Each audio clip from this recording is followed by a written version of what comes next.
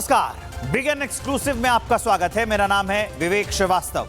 आज सबसे पहले बात होगी मशहूर सिंगर बी प्राक को लॉरेंस बिश्नोई गैंग की ओर से धमकी मिली है। उसकी खौफ का नया पर्याय बन चुके बिश्नोई गैंग ने बी प्राक से 10 करोड़ रुपए की रंगदारी मांगी है और फिरौती ना देने पर जान से मार देने का अल्टीमेटम तक दिया है। विदेशी नंबरों से आए इन कॉल्स और मैसेजेस में सिंगर को चेतावनी दी गई है कि इसे मजाक समझने की गलती ना करें। इसके बाद बात होगी मोहाली के कबड्डी प्रमोटर मर्डर केस की, जिसमें पुलिस को बड़ी सफलता हाथ लगी है। 15 दिसंबर को राणा बलाचौरिया हत्याकांड का आज इंसाफ हो गया। पुलिस ने बम्बीहा गैंग से जुड़े गैंगस्टर और गोली चलाने वाले शूटर को एनकाउंटर में ढेर कर दिया। तीसरी बड़ी खबर क्या होगी? पटना में नीट की छात्रा की डेथ मिस्ट्री। पुलिस जिसे पहले संदिग्ध मौत की थ्योरी बता रही थी, पोस्टमार्टम रिपोर्ट ने उस दावे की धज्जियां उड़ा दी।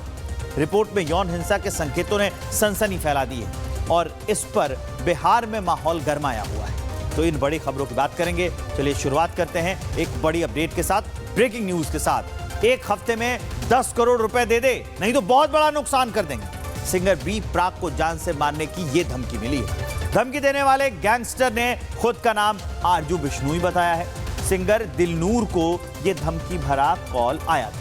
लॉरेंस गैंग ने रंगदारी के लिए धमकी दी थी। 10 करोड़ रुपए की रंगदारी मांगी गई। पैसे ना देने पर अंजाम भुगतने की भी बात की गई। बी प्राक के दोस्त दिलनूर के पास ये संदेश आया था, कॉल आया था। दिलनूर को फोन पर प्राक को संदेश दिया गया। विदेशी नंबर से यह संदेश भेजा गया। धमकी भरा ऑडियो था। आरजू बिश्नोई नाम के बदमाश ने यह धमकी दी है। मोहाली पुलिस ने धमकी वाले इस कॉल की शिकायत अब दर्ज कर ली है। अब इसकी जांच की जा रही है। अब दो तस्वीरें हम आपको दिखा रहे हैं। बी प्राक जिसमें दिख रहे हैं, इन्हीं को वसूली की धमकी मिली है। लॉरेंस बिश्नोई गैंग ने 10 करोड़ रुपए मांगे हैं। बोला कि 10 करोड़ दो, नहीं तो अंजाम भुगतना पड़ेगा और इस धमकी को मजाक में मत लेना। अब पुलिस इस मामले की जांच कर रही है। विदेशी नंबरों से ये मैसेज आया था। बी प्राक बॉलीवुड का एक बड़ा नाम है। बी प्राक के कई गाने सुपरहिट हुए हैं। बताया जा रहा है कि ऑडियो रिकॉर्डिंग पंजाबी सिंगर दिलनूर को 6 जनवरी को दोपहर में भेजी गई थी। इसके पहले दिलनूर को 5 जनवरी को 2 बार कॉल किया गया, लेकिन दिलनूर ने कॉल नहीं उठाया। 6 जनवरी को भी विदेशी नंबर से ही कॉल किया गया था। दिलनूर की शिकायत के मुताबिक उसने जब कॉल उठाई, लेकिन बात अजीब लगी तो उसने कॉल काट दिया। इसके बाद दिलनूर को वॉइस मैसेज भेजा गया है और उसी वॉइस मैसेज के बाद ये खुलासा हुआ। सुनाते हैं वो वॉइस मैसेज आपको। हाँ हेलो, आरजू बिश्नोई बोल रहा हूँ। ठीक है, उसको बी प्राक को मैसेज लगा देना। 10 करोड़ रुपए चाहिए। तेरे पास 1 हफ्ते का टाइम है। जिस मर्जी कंट्री में चला जा, जहाँ भी आस पास वाले उसके साथ वाला कोई भी मिल गया ना, ठीक है, नुकसान कर देंगे। यार इसको फेक कॉल मत समझना, ठीक है। मिल के चलेगा, ठीक है, नहीं उसको बोल मिट्टी में मिला देंगे। हाँ हेलो, आरजू बिश्नोई बोल रहा हूँ। ठीक है, उसको बी प्राक को मैसेज लगा देना। 10 करोड़ रुपए चाहिए। तेरे पास 1 हफ्ते का टाइम है। जिस मर्जी कंट्री में चला जा, जहाँ भी आस पास वाले उसके साथ वाला कोई भी मिल गया ना, ठीक है, नुकसान कर देंगे। यार इसको फेक कॉल मत समझना, ठीक है। मिल के चलेगा, ठीक है, नहीं उसको बोल मिट्टी में मिला देंगे। ये पूरा ऑडियो मैसेज हमने आपको सुनाया। पहले कॉल किया गया, लेकिन कॉल पर जब बात अजीब लगी तो उन्होंने फोन काट दिया दिलनूर ने। उसके बाद ये ऑडियो मैसेज आया जिसमें कहा जा रहा है कि इसको मजाक में मत लेना, 1 हफ्ते का समय है, 10 करोड़ रुपए दे दो। इस मैसेज के मिलने के बाद दिलनूर ने 6 जनवरी को एसएसपी मोहाली को लिखित शिकायत दी, जिस पर फाइनल जांच अभी चल रही है और उसी पर, इस पूरे मामले पर एक रिपोर्ट भी हम आपको दिखाते हैं। ठीक है, उसको बी प्राक को मैसेज लगा देना। 10 करोड़ रुपए चाहिए। तेरे पास 1 हफ्ते का टाइम है। जिस मर्जी कंट्री में चला जा, जहाँ भी आस पास वाले उसके साथ वाला कोई भी मिल गया ना, ठीक है, नुकसान कर देंगे।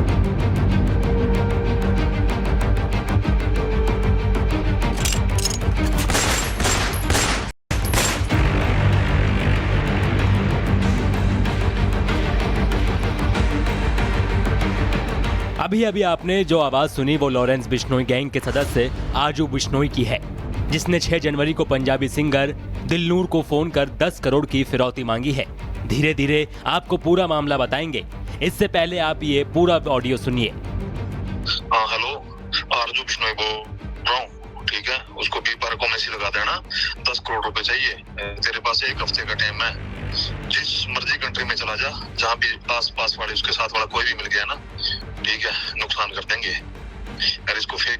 लेना, ठीक है, मिलके चलेगा, ठीक है, नहीं उसको बोल मिट्टी में मिला देंगे। ये ऑडियो रिकॉर्डिंग पंजाबी सिंगर दिलनूर को 6 जनवरी को दोपहर भेजी गई, जिसमें बी प्राक से 10 करोड़ की फिरौती मांगी गई है, नहीं तो बड़े नुकसान की बात कही गई है।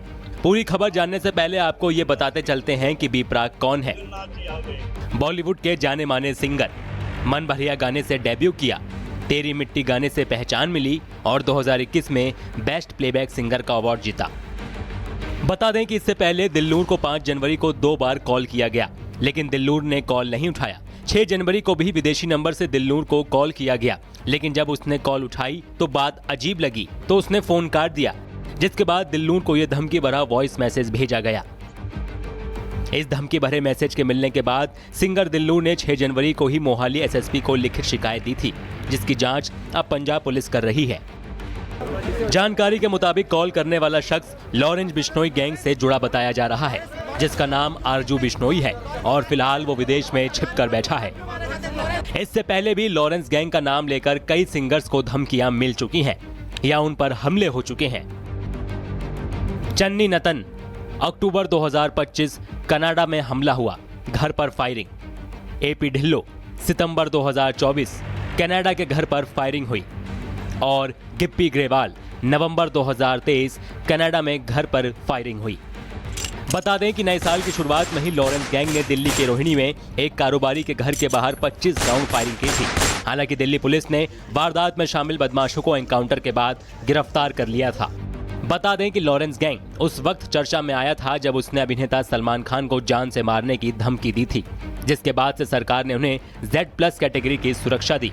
एक के बाद एक अभिनेता और गायकों को लॉरेंस गैंग से धमकियां मिल रही हैं, लेकिन पुलिस और प्रशासन कोई ठोस एक्शन नहीं ले पा रहा है। Bureau report, Republic Bharat. Stars को धमकियां देने का मामला थमता हुआ नजर नहीं आ रहा है। इससे पहले भी कई लोगों को धमकी मिल चुकी है और अब सीधा बी प्राक को 10 करोड़ रुपए की धमकी मिली है। अब हम आपको ग्राउंड जीरो लिए चलेंगे, वहां से क्या अपडेट है। हमारे सहयोगी जुड़ गए हैं, सीधा उनके पास हम आपको लिए चलते हैं। अब तक पुलिस की जांच कहां पहुंची है और एफआईआर में क्या क्या बात कही गई है, ये जरा विस्तार से बताइए। देखिए, निश्चित तौर से अगर हम बात करें, पुलिस इस पूरी शिकायत को बहुत ही गंभीरता से ले रहा है, क्योंकि ये जो मामला है काफ़ी गंभीर मामला है। और जिस तरह से जो बॉलीवुड प्लेबैक सिंगर है बी प्राक को धमकी मिली है और उसमें उन्हें जान से मारने का खतरा बताया गया है, 10 करोड़ रुपए की फिरौती मांगी गई, तमाम चीज़ों को लेकर है अब जो मोहाली पुलिस है वो कार्रवाई कर रही है। आपको बता दें कि ये पूरा मामला 5 जनवरी का है, जब 5 जनवरी को दिलनूर जो कि पंजाबी गायक है, उसे 2 कॉल है वो विदेशी नंबर से आए थे, लेकिन कॉल नहीं उठाए गए थे। उसके बाद 6 तारीख को फिर से विदेशी नंबर से कॉल आया था और जब कॉल पर बात हुई तो जो बात है वो बहुत अजीब लगी, जिसके बाद जो फ़ोन है वो दिलनूर ने काट दिया। जिसके बाद एक वॉइस मैसेज आया जिसमें सीधे तौर पर बी प्राक को धमकी दी गई है और धमकी देने वाला और कोई नहीं है, वो लॉरेंस बिश्नोई गैंग का आरजू बिश्नोई बताया जा रहा है। फिलहाल इस पूरे मामले की जो पुलिस है बहुत ही गहनता से जांच की जा रही है। उसके साथ साथ एक और बात को चेताया गया है कि अगर वो इस बात को फेक समझें तो किसी और देश में भागने की कोशिश करेंगे तो भी बचेंगे नहीं, मिट्टी में मिला दिया जाएगा। फिलहाल इस पूरे मामले को गंभीरता में देखने के बाद पुलिस ने मामला दर्ज कर एफआईआर है वो दर्ज कर दी है। फिलहाल पुलिस है वो आगे की कार्रवाई है इस पूरे मामले को लेकर कर रही है। जी, आप हमारे साथ बने रहिए। एक और बड़ी खबर आ रही है, वो बताते हैं दर्शकों को 15 दिसंबर को राणा बलाचौरिया हत्याकांड का आज इंसाफ हो गया। पुलिस ने बम्बीहा गैंग से जुड़े गैंगस्टर को और गोली चलाने वाले शूटर को एनकाउंटर में ढेर कर दिया। पंजाब के इस हाई प्रोफाइल मर्डर केस में मोहाली पुलिस की ये बड़ी कामयाबी मानी जा रही है। दरअसल शूटर करण बम्बीहा गैंग से जुड़ा हुआ था। 15 दिसंबर को राणा को गोली मारी गई थी। कबड्डी टूर्नामेंट में ताबड़तोड़ फायरिंग हुई थी, वो तस्वीर भी हमने आपको दिखाई थी। सेल्फी के बहाने पास से गोली मारी गई। राणा को 4 से 5 गोलियां लगी थी। 9 आरोपी पहले से हिरासत में हैं और अब उसके मुख्य आरोपी जो शूटर था उसे भी मार दिया गया है। ये बम्बीहा गैंग के 2 लोग थे जिनको पकड़ा गया है। वो देखेंगे, आपको अगर वो खबर याद है तो कैसी तस्वीर, वो भी हम आपको दिखा देंगे कि कैसे सेल्फी लेने के बहाने करीब जाते हैं ये शूटर और उन्हें मार देते हैं। एक रिपोर्ट आपको दिखाते हैं।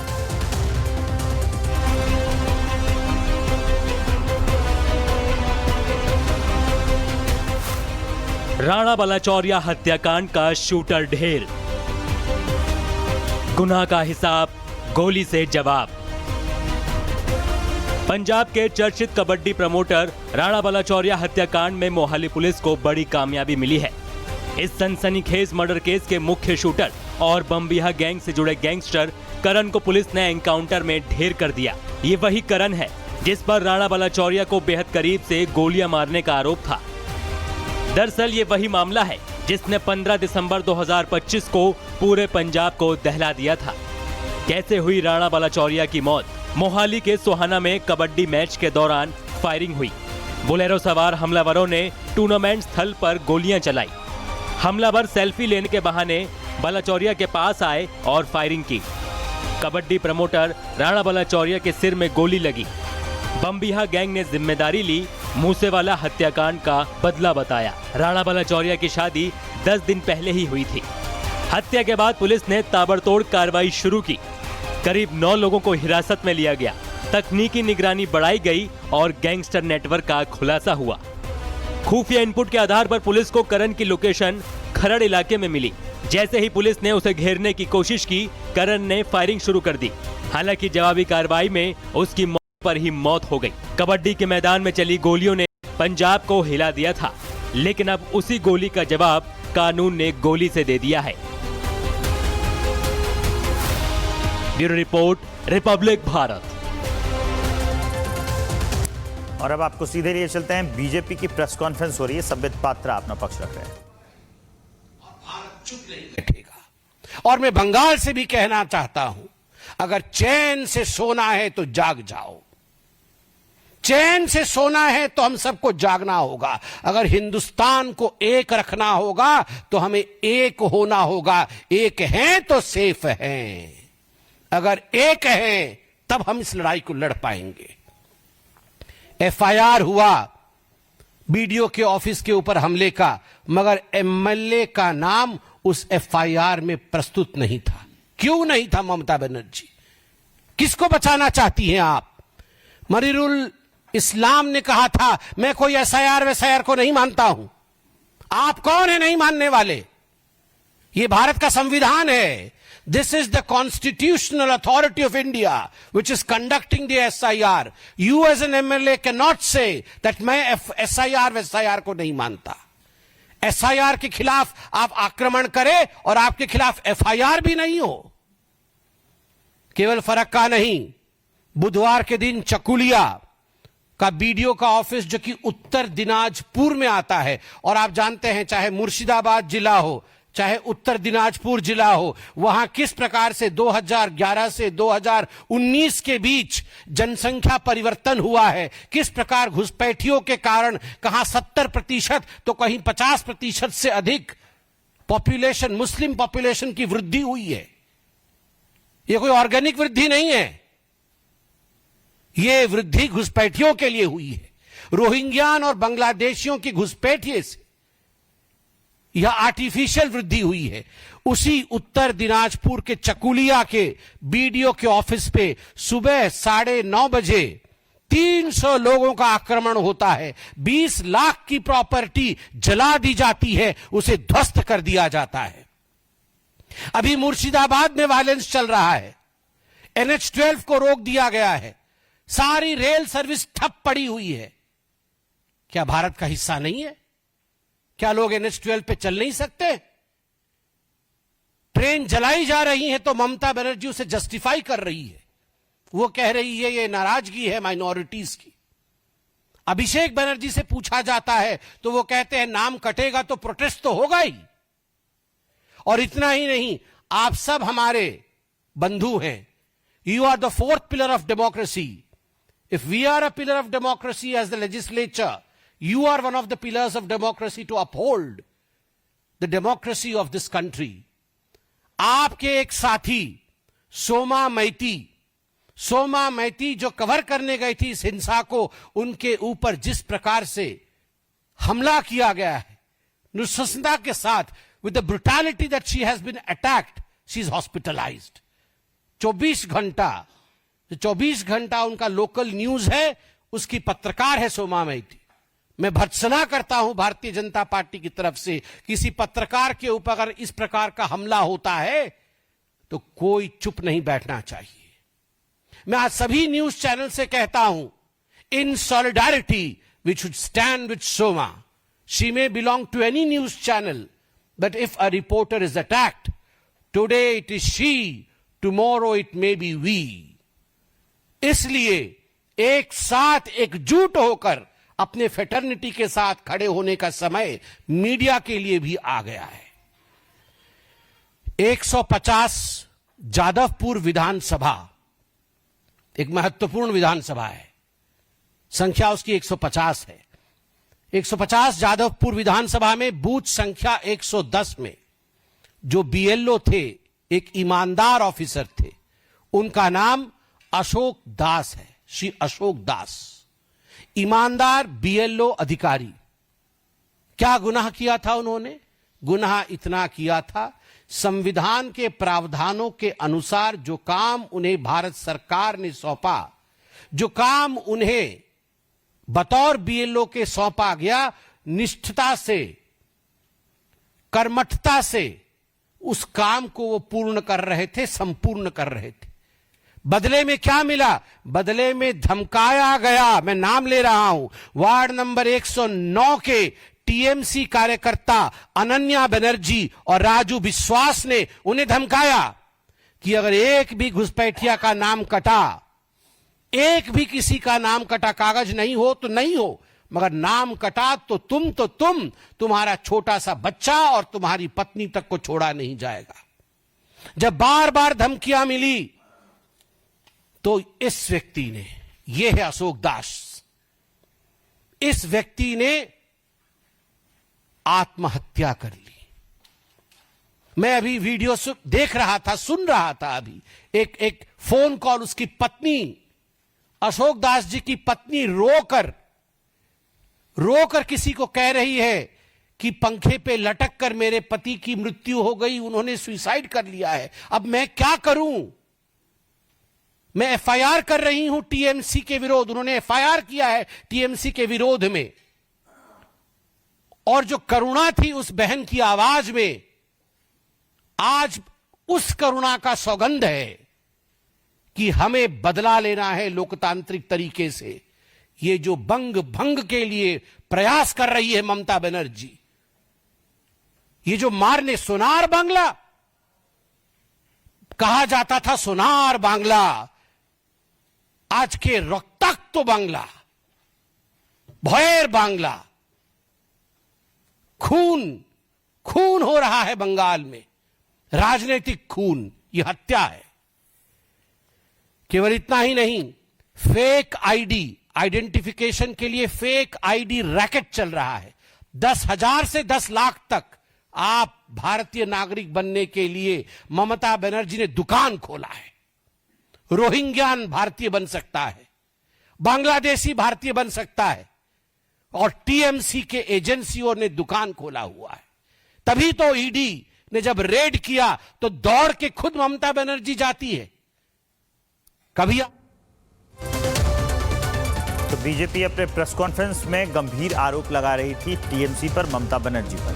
अब चलिए अगली बड़ी खबर का रुख करेंगे। प्रसिद्ध गीतकार AR रहमान ने काम मिलने और भेदभाव के आरोप लगाकर एक नई बहस छेड़ दी है। रहमान ने कहा कि बीते 8 सालों में बॉलीवुड में उन्हें काम मिलना बंद हो गया। AR रहमान ने इशारों में बॉलीवुड फिल्म इंडस्ट्री को कम्युनल भी बता दिया है। ये गंभीर आरोप है। AR रहमान ने जो कम्युनल बताया है पूरी इंडस्ट्री को, उसके बारे में कुछ और जानकारियां हैं जो मैं आपको दे देता हूं। हिंदी सिनेमा में सांप्रदायिकता का जहर है। 8 साल से बॉलीवुड में काम नहीं मिला। AR रहमान ने ये अपने बयान में कहा है। सत्ता बदली, क्रिएटिव लोग हाशिए पर आ गए। कम्युनल सोच की वजह से उन्हें काम नहीं मिला है।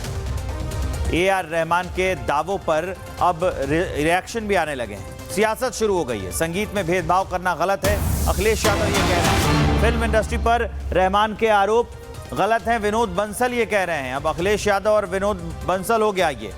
अखिलेश यादव कह रहे हैं कि भेदभाव करना गलत है और उधर विनोद बंसल का कहना है कि फिल्म इंडस्ट्री पर ऐसे आरोप लगाना गलत है। तो ये बड़ी अपडेट है कि फिल्म इंडस्ट्री पर रहमान के जो आरोप लगे हैं, विनोद बंसल कह रहे हैं कि आरोप लगाना ही गलत है। अखिलेश यादव कह रहे हैं कि नहीं, ऐसे कम्युनल होकर किसी को काम देना और नहीं देना ये गलत है। तो सियासत तेज हो गई है। AR रहमान ने यह कहा कि जब सरकार बदली तो हम लोगों को काम मिलना कम हो गया।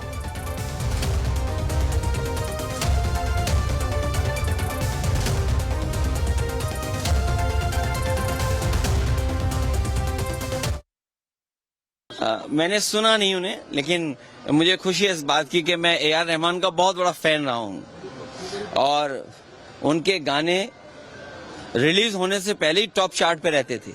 जब तक लोगों के बीच में आते नहीं थे तो उससे पहले ही टॉप चार्ट में दिखने लगते थे। अपने देश के और दुनिया के बड़े हैं AR रहमान, पॉपुलर हैं। और मुझे खुशी इस बात की है कि नेताजी का एक दिन जब जन्मदिन मनाया था तो पूरे देश में अगर किसी गांव में उन्होंने परफॉर्म किया है तो वो हमारे गांव में परफॉर्म किया उन्होंने। और आर्ट के लिए, म्यूजिक के लिए, कल्चर के लिए किसी को भेदभाव की नजर से नहीं देखना चाहिए। ऐसा लगता है कि जैसे AR रहमान भी उस पंक्ति के लीडर बन गए हैं जिसके कि कभी हमारे उपराष्ट्रपति हामिद अंसारी थे। हामिद अंसारी ने भी 10 साल तक मलाई चाटी, कई सारी संवैधानिक पोजीशंस पर रहे और उसके बाद जाते जाते भारत को गिराते हुए चले गए। इन्होंने भी पूरा जीवन भारत के और हिंदू दर्शकों ने इनको सिर आंखों पर बिठाया। आज इनको काम क्यों नहीं मिल रहा है, इसके अंतर्मन में झांकने के बजाय सिस्टम को गाली दे करके, पूरी इंडस्ट्री को बदनाम करके कि क्या दिखाना चाहते हैं। अरे भाई, अगर आपको लगता है को कोई हिंदुत्व के कारण ऐसा हो रहा है तो आप तो पहले हिंदू थे ही ओरिजिनल। आप मुसलमान क्यों बने? अब वापस घर वापसी कर लो, हो सकता है आपको काम मिलना शुरू हो जाए। AIMIM ने इसे धर्म और जाति के नाम पर भेदभाव के आरोपों को शर्मनाक बताया है। वारिस पठान का क्या कहना है वो आपको सुनाते हैं। अगर उन्होंने ये बात कही है तो वाकई में सोचने वाली बात है। हालांकि मैंने उनका पूरा बयान नहीं सुना है, ना मैंने कहीं पर पढ़ा है, लेकिन हम तो यही बोल रहे हैं कि जब से देखो 10-12 साल हो गए बीजेपी सरकार जब से सत्ता में आई है, एक ही चीज़ देखा जा रहा है कि वो नफरत फैला रहे हैं। और ये नफरत इतनी बढ़ चुकी है, इतनी इनकी पोलराइजेशन की वजह से बढ़ चुकी है, खासतौर से मुसलमानों के प्रति, कि आज पूरे देश के अंदर अब देखिए कहीं ना कहीं मुसलमानों के मदरसों को टारगेट किया जाता है, कभी JSR के नाम पे मॉब लिंचिंग कर दिया जाता है, कभी गाय का गोश्त ले जाने की झूठे बेबुनियाद शक की बुनियाद पे मॉब लिंचिंग कर दिया जाता है। कभी हर चीज़ में इन्होंने अपने कुछ नफरती लोगों को भी छोड़ रखा है जो आए दिन अनाप शनाप बकवास करते हैं मुसलमानों के खिलाफ। तो ये इनकी बीजेपी की फैलाई हुई नफरत का नतीजा है जो एक इतना बड़ा कंपोजर भी आज इस तरह की बात कर रहा है। जिस कलाकार को सर माथे इस देश ने बिठाया हो, इतना मान दिया हो, सम्मान दिया हो, इतना उन्होंने यश कमाया, पैसा कमाया, और उसके बाद बुलंदियों पर पहुंचने के बाद निहित स्वार्थों के लिए इस देश को बदनाम करने की चेष्टा बहुत घृणित है, दुर्भाग्यपूर्ण है। किसी भी कलाकार को अगर उसकी कला, हर कलाकार का एक समय होता है, उसको एक समय में प्रसिद्धि मिलती है, शोहरत मिलती है, और एक समय आता है धीरे धीरे करके दूसरे नए लोगों को नए स्थान मिलता है। आपके अगर करियर का ढलान है तो करियर को ढलान को अगर आप कौम के आड़ में छुपाएंगे या किसी राजनीतिक मंतव्य के साथ इस तरह के बयान देंगे तो ये बहुत दुर्भाग्यपूर्ण है।